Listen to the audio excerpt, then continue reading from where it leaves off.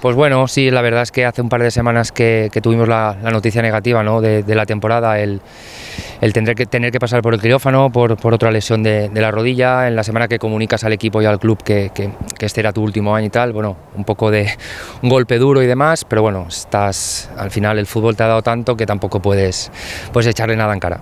Sí, desde el primer día los mensajes de apoyo del club, de la directiva, del ayuntamiento, de toda la gente de aquí. Yo soy de Alberic, natural de Alberic, por la calle y demás.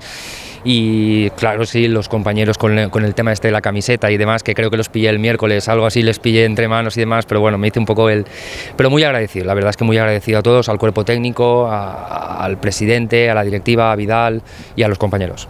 Sí, bueno, apostamos fuerte desde principio de temporada, pero sí que es verdad, a lo mejor con nuestra... Tuvimos la baja de Moscardó pronto, que nunca llegó a encontrar ese punto, estaba lesionado y demás. Después se incorporó Vicente González también, que siempre ha estado ahí también un poco renqueante y demás.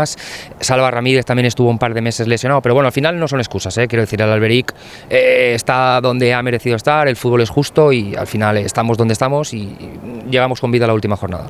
Sí, al final es lo que te estaba diciendo antes cuando estábamos fuera de cámaras, que no le puedo echar nada en cara porque me ha dado tanto que siempre estaré agradecido.